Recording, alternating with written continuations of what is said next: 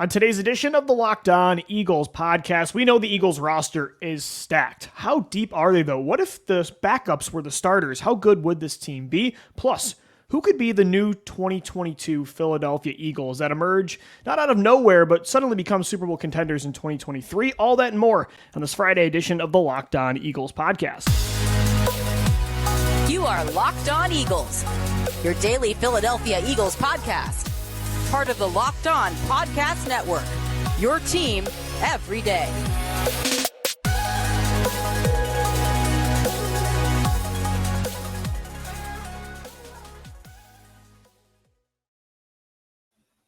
Much for making Locked On Eagles your first listen each and every day. Welcome in, Eagles fans, to a Friday edition of the show. I'm Louis DiBiase, joined as always by Geno Camilleri. We're part of the Locked On Podcast Network, your team every day. Shout out to the everydayers for making us a part of your day and your first listen. Today's episode is brought to you by Bird Dogs. Go to birddogs.com/lockedonnfl and they'll throw in a free custom Bird Dogs Yeti style tumbler with every order. It's a Friday edition of the show. Next week, we're going to dive into training camp. We've got only a few weeks remaining until the Philadelphia Eagles hit the field at NovaCare Complex. So all those topics coming up next week when we get back to Monday through Friday.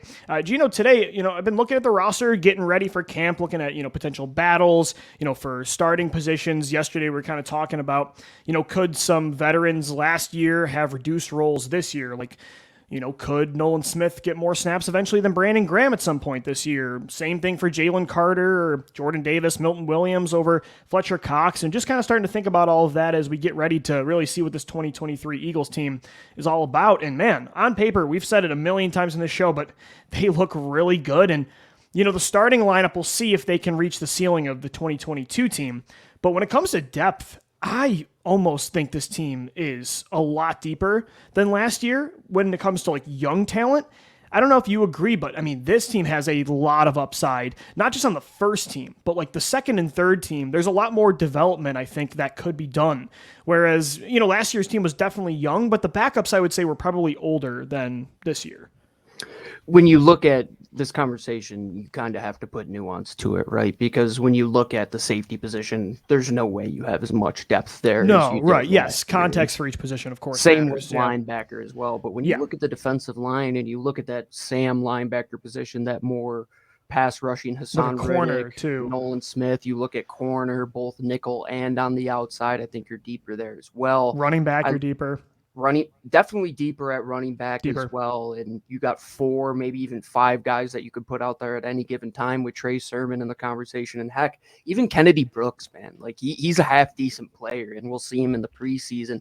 It's going to be a tough decision who takes those snaps at running back. If one of those guys does go down, does one of them get promoted? Do they run with 3 or do they add another body at the wide receiver position to help with special teams? Maybe they do keep Covey strictly for punt returns and they want to add another guy as a gunner, let's say. I don't know if wide receiver is as deep as last year when it comes to after DeVonta Smith and AJ Brown. How much have you upgraded? I think Zacchaeus is an upgrade over Pascal, and outside of that, it's pretty much the same. Yeah, it's pretty much on par. Tight end's deeper, though.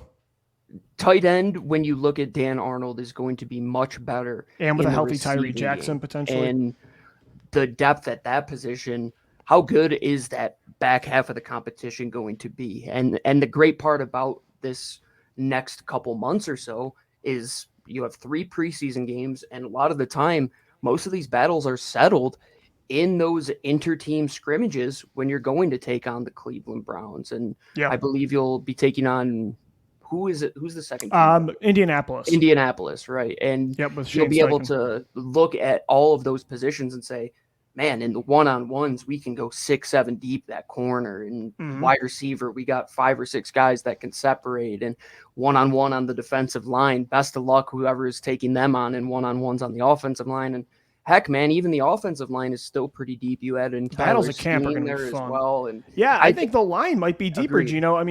Tyler Steen, replaces Andre Dillard. He's more versatile, probably, I think. I mean, Dillard outside of left tackle really couldn't fill in for another spot. Yeah, he played left guard a little bit. Yeah, that's true. He did play guard. But yeah, when it comes to the tackle positions, you have Steen now that can play multiple different positions. So yeah, I think I'm not saying they're a whole lot deeper. I just think it's different types, a different kind of depth. It comes down to more, I think it's more youth and upside versus more veteran based last year.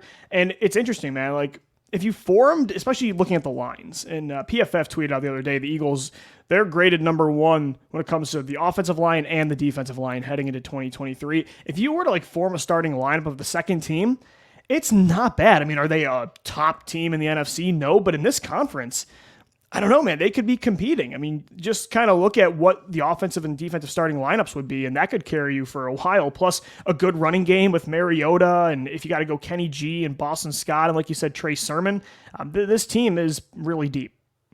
If this was a youth team, right, and they're that's what it would be with the backups, right? It would be like Philadelphia team A and then Philadelphia team B. What would the receivers be? Watkins and Zacchaeus and Covey.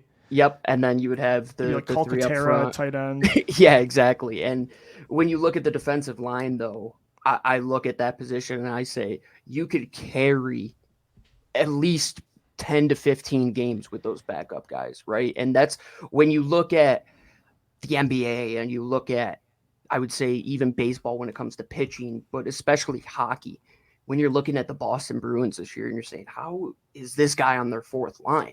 And this guy's on their fourth line, and he's probably better than most teams' second line guys. And that's the way I look at it with the Eagles defense. I mean, let's say you take away Fletcher Cox, Jalen Carter for the sake of the discussion, because I think he'll eventually be that second best defensive lineman this year at some point, probably maybe eventually the best. You take away Hassan Reddick and Josh Sweat. Your starting defensive line is still made up of Brandon Graham, who's coming off a career year, Nolan Smith, who's a first-round talent, Jordan Davis is a first-round talent, Milton Williams took a huge step last year. If you want to take one of those guys off, like Jordan Davis, you throw in Contavious Street, who's coming off a career year. I really like Moro Ajomo coming out of Texas. Yeah, the lines especially. I mean, there are some weaker spots. If you lose Dallas Goedert at tight end, as you mentioned, if you lose Dean or Morrow at linebacker, maybe safety, but, even corner. I mean, take away some of these, it wouldn't be ideal, but you've got some young talent there too. Kelly Ringo, Greedy Williams, Zach McPherson. When you get into those situations in the middle of November, let's say, and there will be a time maybe that Darius Slay goes down or James Bradberry goes down. I feel much more comfortable with what they have there this year than they had last year. Yeah, thank God that neither one of those guys got hurt last year, Geno, because outside of McPherson, I mean, what kind of experienced or just any sort of talent on the boundary did they have? I mean, most of it was that's the thing. Corner. It wasn't. They didn't really even have a veteran experience there. They had youth outside of Zach McPherson, who was the only guy that they wanted. Was going to be Josh Jobe? Yeah, Josh Jobe was the next man up on the outside. He was that fifth guy in the rotation, and who is it going to be this time around? It's going to be much more interesting, much like the defensive line. You could take both of these cornerback units, take Bradberry on one team, Darius Slay, the captain of the other, then you pick the rest, and you could have some pretty intriguing combinations. Do you want that size of Keely Ringo? Do you want a little bit more veteran ability that Greedy Williams offers you? Zach McPherson is going to be more laterally quick than the other two guys. So you could get by with them, and that's what this type of year is all about, is trying to improve in those marginal areas. So when the time comes and their number is called, because frankly, how many guys are used in a season, right? And it's not just 53. 2022 is not going to happen again, where you're in a Super Bowl and you're completely healthy. You would hope. You hope so. Yeah, of course. So. But the odds are, hopefully it doesn't happen like 2018 or 2019, but there's some median there, between the two, ends of the spectrum. And so a lot of these backups are going to be called upon more this year than last year. Are they guarantees of who they are? No, because a lot of them are younger and inexperienced, but I think it's really exciting to see the young talent. And if you form a lineup of, on both sides, I think this is a very respectable second and third team for sure. So it's not just that this team is, it feels like all-stars at every spot in the starting lineup, but I'm really excited to see these backups, and that's, to me, what I'm more excited for in training camp, because we know who Jalen Hurts is at this point, and A.J. Brown, and Dallas Goedert, and Brandon Graham. I can't wait to see like what Kelly Ringo's doing, and the development of, is Zach McPherson now going to be playing in the slot? It sounds like he's being cross-trained there, so those are the storylines that in a few weeks are going to be fun to see how they definitely do play out. The 2022 Eagles, though, we were talking about them and how good they were.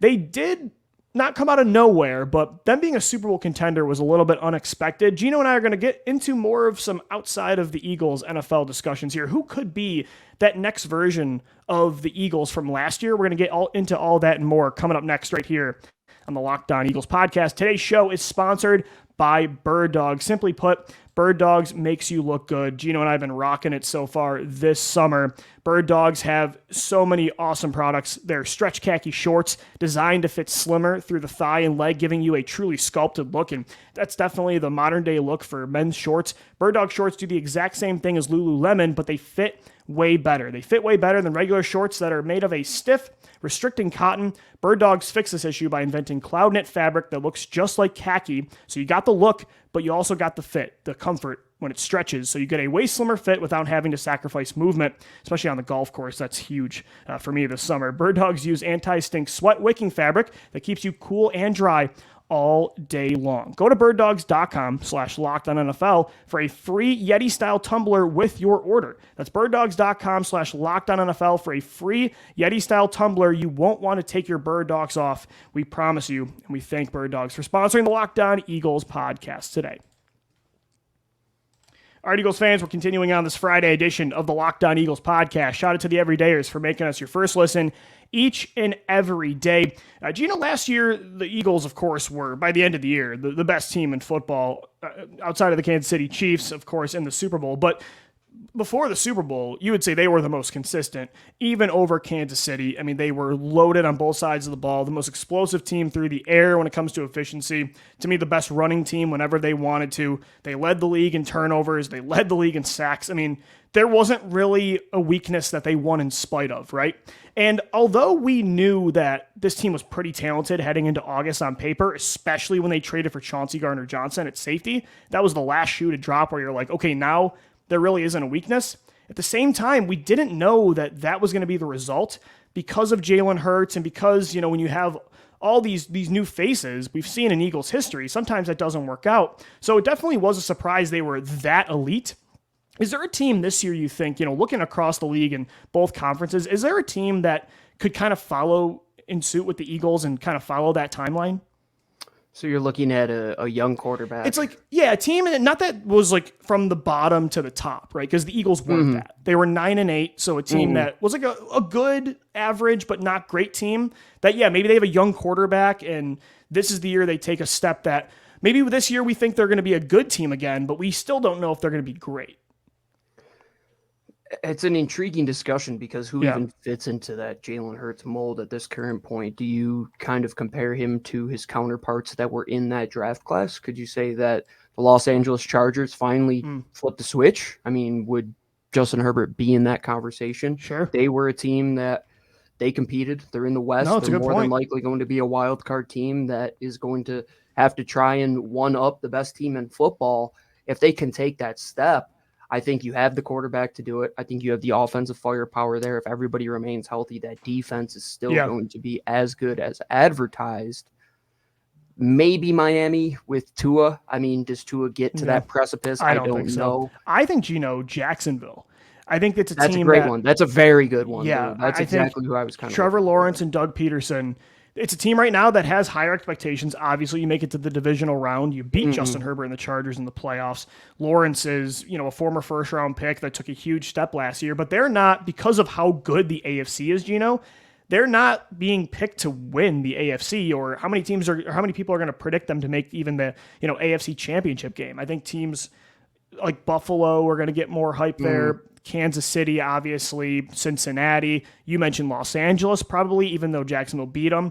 Baltimore with Lamar Jackson coming back, and they're much healthier. But I think the Jaguars, if you told me they were representing the AFC this year somehow, I wouldn't be surprised. They had the Chiefs on the ropes too, and they have Calvin Ridley this year, and Doug and Lawrence continue that relationship. It could be the Jaguars. And their division stinks, kind of like the Eagles. That's a It very doesn't good stink, one but because it's if you're mid. taking the track of Jalen Hurts, Trevor Yeah. Lawrence would be there next year, Yeah. realistically, if you're looking at it. And he really made that jump. And Doug Peterson seems to be the guy that if you have a young quarterback and you want to make sure that that structure will stay in place at least for 1 to 2 years. Mhm. And Trevor, I think, has a much better makeup mentally than Carson, a much better physical makeup than Carson. He's obviously yeah. seen as a generational type of quarterback because Mhm. he was taken number one. He was talked about forever coming out of Clemson. I think he falls into that discussion a little bit different than Jalen. Jalen's its own type of use case where he's a second-round pick and he comes out Sure. of nowhere. Yeah, there's definitely more question marks surrounding Hurts last year Definitely than so. Lawrence this year. So maybe in that way, like if it's more zoomed in on the quarterback part of this discussion, maybe then it's more like Chicago with Justin Fields. Chicago would have to be the one in the NFC because Yeah. I'm not going to look at Jared Goff. I'm not going to look No. at Kirk Cousins. I'm not going to look at Derek Carr. Carolina's a year too early there. I was going to say They the still have a Panthers, lot I of could say turnaround. I'll maybe pick them for this discussion in 2024. This year, I might pick them to win the division, but not to like potentially make the Super Bowl. A team that it's going to take a full team effort, but I believe that they can do it, especially in the areas that they seem to have improved in. Seattle. Yeah, If that was they the last can team I was going to mention too. put Yeah, I together agree. those games and they win those one-score games and their Mhm. defense just continues to get better, and you would expect Tariq Woolen to continue to improve, and Yeah. they go out and add Devin Witherspoon, who's going to be opposite of JSN at him, and receiver. JSN, and they already have that trio with now Tyler Lockett and DK Metcalf. And They Geno closed the Smith gap on might have been San the Fran, second-best Geno. quarterback there. I think they closed the gap on San Fran a lot this offseason.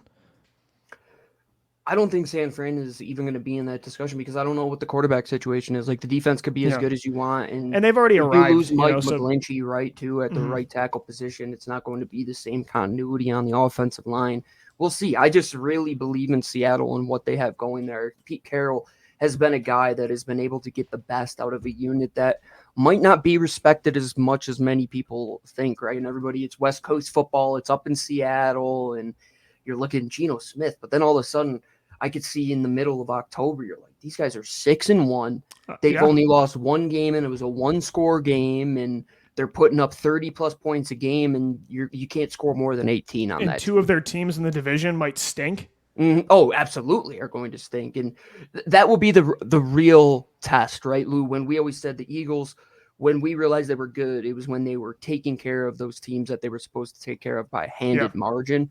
If Seattle goes into Arizona and they play the Los Angeles Rams, and then you look at what is their only competition in the West right now, it's San Francisco. If they sweep those teams in the first 3 games that they play them, I think we should be a little bit worried of what Seattle could be in come February or come January and maybe I agree. February. Yeah.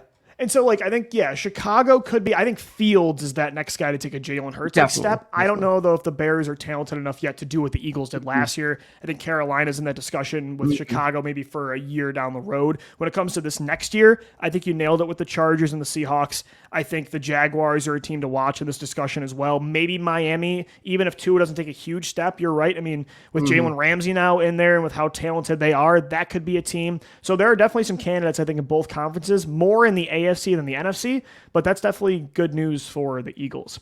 Geno, to wrap up the show, is there a non-Eagles storyline or a team, a player, something that you're rooting for this year you'd love to see play out? Obviously, you don't want them to, do this in spite of the Philadelphia Eagles. You don't want to see them win a championship over Philly, but, obviously you love football. I mean, it's Eagles first, but, you love ball. I mean, we all love the NFL. We watch even after the Eagles are done when our podcast is over. Is there like a storyline, a player or a team, something like what's your biggest rooting interest this year, in June, at least as of now, outside of Philadelphia? I would say who's going to attack the throne? What are going to be those teams that really step up? We know in the AFC who it should be, but who's going to be that team there? Is it going to be the Chargers? Is it going to be Jacksonville to take that next step up? Can one of them knock off Patrick Mahomes? And the Eagles, I don't want them to coast by to get back to another Super Bowl. No, they need a challenge because frankly, they didn't have that. And when you go through like a boxer or an MMA fighter, in the early days, and you're just taking these guys on the undercard and you're beating them thoroughly, like the days of Conor McGregor coming up, and then all of a sudden you have to fight champions. It's a different level that you have to compete at. And I want to see those teams take a jump. I would like to see the NFC be better. I would like there to be more parity between the two conferences. Mhm. And frankly, I want to see an evolution of the next best group of NFC quarterbacks, because we know what the AFC is, Lou. I want to have that next Mount Rushmore of guys that when they put up the graphic in the divisional weekend, there's 4 guys that you're looking at and saying it's Jalen Hurts and these 3 guys, and it's going to be that combination for And it's 4 and who to 5 knows? years. And who knows who it's going to be? Gun to my head. Somebody's got to take a step, though. Lou. Yeah. Somebody has to. I think in it's going to be this conference. Fields. I think Bryce Young eventually is going to be there. I think if the Niners give Trey Lance a true opportunity, he can be that guy. I just don't know if he's ever going to get a full chance to actually play football, which is crazy considering this guy's barely played since 2019. But yeah, the question marks are way more apparent in the NFC than the AFC, especially at the most important position. For me, I'm all in on the Lamar Jackson Baltimore Ravens storyline. I think, yeah. I mean, obviously, this is my new Carolina Panthers. Remember the first 2 years on our pod? How many times if the Eagles weren't going to win at all, who was I putting my money on? It was Carolina. Never panned out. Baltimore, I'm eventually going to get it right. And this year, Lamar in this offseason, big winner, right? He gets his contract. They finally changed the offense. Looks like it's going to be more pass heavy than run heavy. He gets Odell Beckham in there, Zay Flowers, Rashad Bateman now with, Nelson Aguilar as their 4th receiver. So to me, in that gauntlet in the AFC, away from Philadelphia, I think Lamar Jackson, the Baltimore Ravens are the, kind of the rooting interest for me. But yeah, in the NFC, I don't know, man. I almost don't want to see any of these quarterbacks emerge. I really like Justin Fields, but I'd love the competition to be, again, Brock Purdy and, Dak Prescott and Derek Carr. Kirk Cousins too. I'm selfish in that way, and that's fine. I'll take that.